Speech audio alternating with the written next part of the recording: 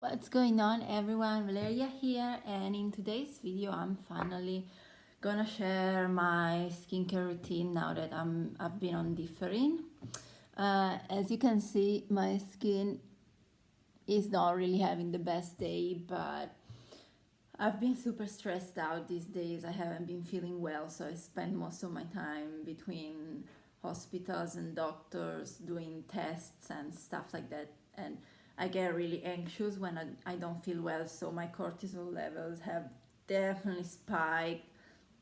So no wonder that my skin is a bit troubled. Older hyperpigmentation, acne scars, is slowly fading. These are new, and I've had new things popping up. Here it's a bit of irritation, that's why it's red. It's just a bit scratchy. And this is a mosquito bite, so yeah. This is about it. Now, let's get into the routine. First, I would go with the morning skincare routine. First thing I do is just a cold water rinse. Lukewarm water, not really cold. I just rinse my face to feel some freshness, then I dry it. I pat it dry with a towel, and then I go with my niacinamide, 10% plus zinc, 1% by The Ordinary. It was peeling like, oh my god, and I said, probably my skin doesn't like it, it's not absorbing, it's not for me. But then I started to try and apply very first step after rinsing my face, and it works. Just apply first step, not too much stuff on top of it, and apply as little as possible, like the bare minimum. After this,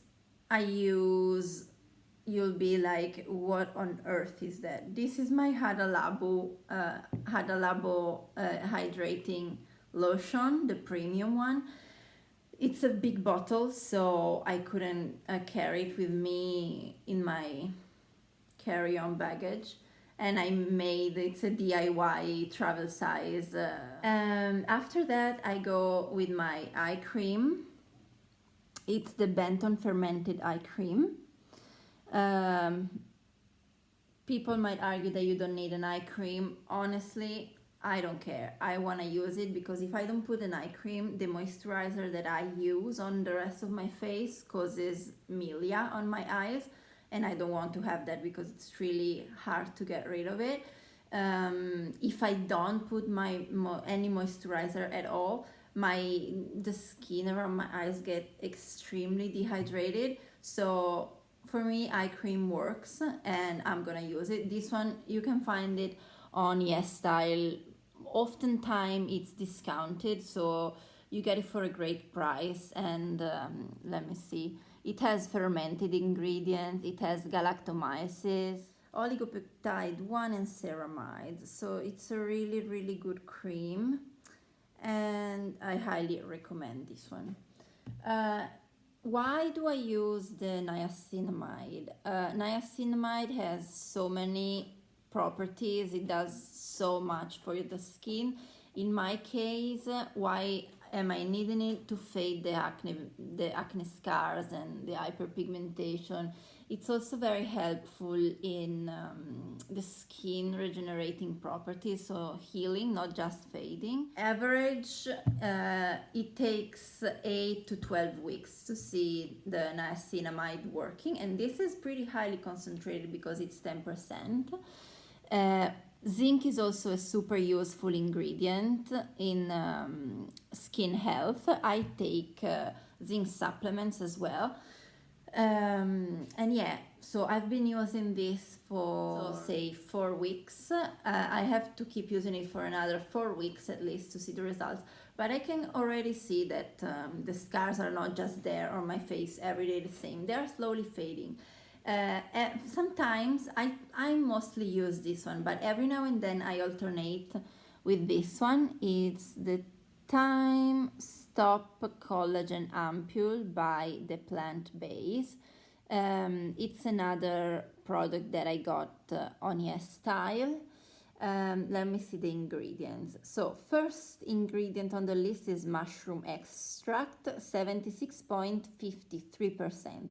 Tremella mushroom extract. Then we have licorice root extract. Then there are a few more ingredients, but licorice root extract is another one that helps so much in fading hyperpigmentation, acne scars, any kind of marks that you have. So either niacinamide or something containing licorice root extract if you have spots that you want to fade. I highly recommend. This one also has a very nice texture. Like it's sticky, but it absorbs in the skin quickly. It says that it's a revitalizing ampoule, deeply nourishing, restore balance. Main reason why I use it is to fade the spots, but it's so nice. I wanna just show. This is the color. I don't know if you could see like the stickiness when it comes up. Yeah, it has a little filament. Let's put a little bit. Oh, so cute. See, it is. It looks sticky, but it absorbs super quickly, super nicely. See, it's already gone in my skin. So this one is great. I actually am going to repurchase it to top everything. Is moisturizer. Oops. The Cicapair by Dr. Jart. This is the new version. So it claims to have 8,000 times more Centella asiatica than the older version. It's green. I'm just gonna show you how, because the older one was white. Like this one is green. Let me see. See? It's greenish because of the Centella content. It smells so much like lavender. Like it smells like very intense smell of lavender. It contains different essential oils.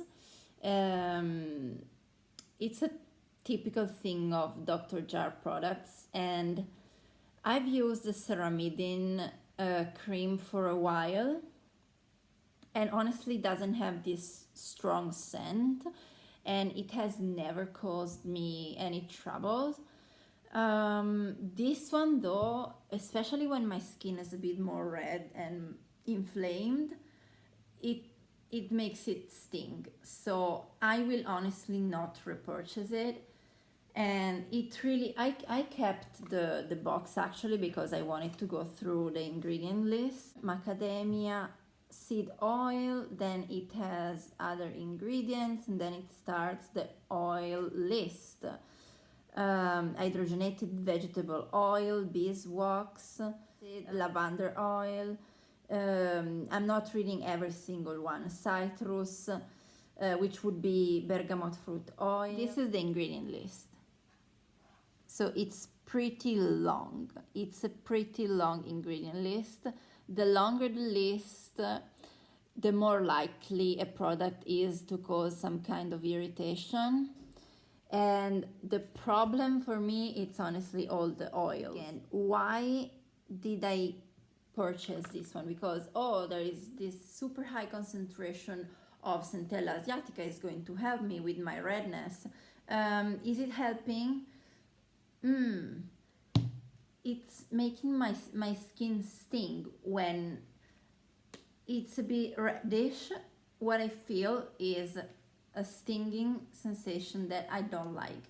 So when I'm leaving, I'm gonna leave this one to my mom and thank you next. This is a little lip scrub that I use. Maybe I actually use maybe a couple of times during the day. In the morning it's nice because I have all this lipstick that is like the chapstick that I have it on from the night before, so I like to scrub it. This one is a pretty gritty one. Well, no, you can't really, well, it's sugar scrub. Yeah, you can see a little bit of grittiness. It's by Sephora. It's stronger than the honey one. I really like it though, it's fun. For the nighttime skincare routine, I clean my face with this wash. It's the kale and green tea and spinach and vitamins Youth to the People face cleanser. It's a gel cleanser. It's super cool. It's very gentle, doesn't make me feel extremely dry, squeaky clean, anything. I've been using this since January, so it's been a few months, 8 months, 7 months.